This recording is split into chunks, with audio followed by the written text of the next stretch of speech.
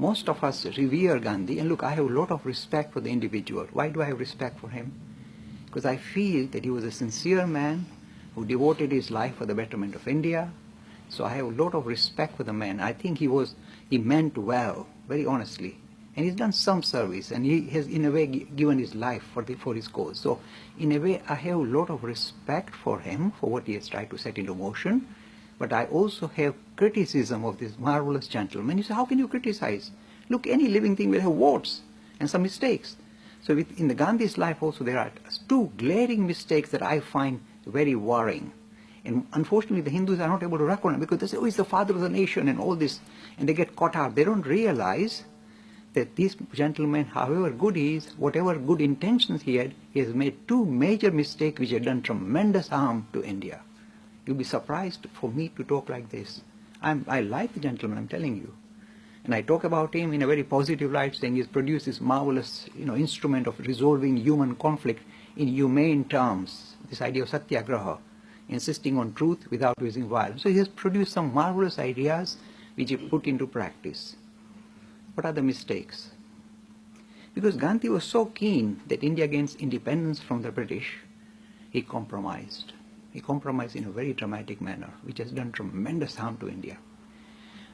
When the situation arose where India was getting independence, the British said, look, yeah, we are fine, we can give you, but there's this Muslim lobby that want to have a separate state. So we'll only give you independence if you have a separate state for the Muslims, because they are worried, they don't want to live in the Hindu state. And you see, Gandhi could have put his foot down and said, nothing doing. The Muslims have lived here with us for 1,000 years, very peacefully. They have integrated with our society. We do not wish to partition this nation. He could have, the only person, one person who had the influence to stop the partitioning was Gandhi.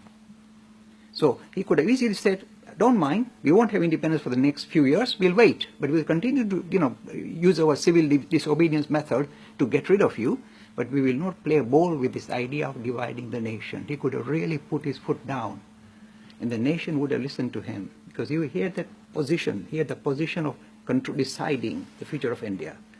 So here is a man with tremendous responsibility. He could have continued to say, if you don't get independence, it doesn't matter, we'll continue with our disobedience method to upset the British and let them leave us. But we do not want, just for the sake of independence, for this nation to be divided. He could have put his foot down.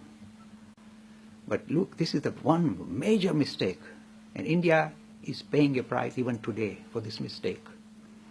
Because people say it was not him, it was really the Muslim lobby that forced a division. But he could have still overruled them, because he was in a very strong position to say no. And there was no way the British could have divided the nation. But because he relented, why? Because he was so keen to get independence. In the rush to gain, he meant well. In the rush to gain quick independence from the British, he relented. If he had just stood his ground, today India would have been a different nation, because this would have been a vast nation. There would be India, Pakistan, and Bangladesh would have been just one nation. And they were living well with each other. There was no tension. Surprisingly, the Hindu-Muslim relations were pretty good at that time.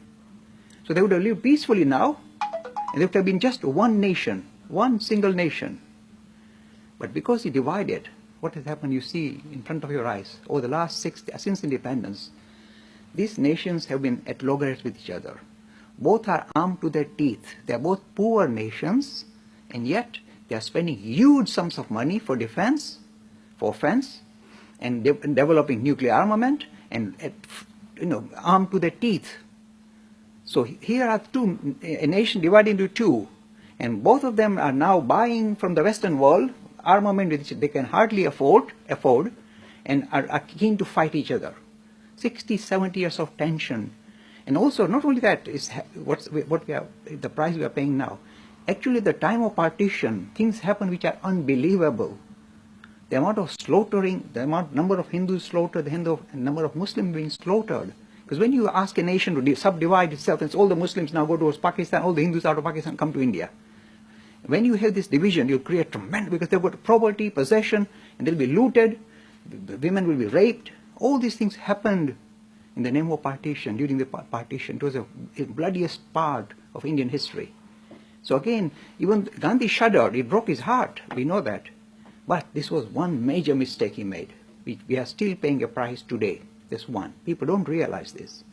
The second mistake he made, which I really feel very sorry about, Gandhi was so kind of charmed by Nehru, because he was kind of, trained in the West, a barrister, kind of ha-ha and all that la-di-da, public school in UK. And Gandhi was, thought that this is the kind of guy who can rule India and take it forward into the modern world. This was a serious mistake. Passing on the dynasty of India into the Nehru dynasty, into the hands of the Nehru family was a major mistake. And even today we are paying a heavy price, because the Hindu public is so gullible that anything is present in the name of Gandhi or Nehru, they say, oh, the father of the nation, and they will still continue to try and participate, try and support this family.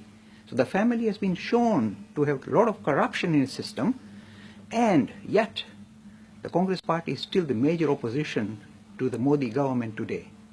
And this is with the compliments of Gandhi.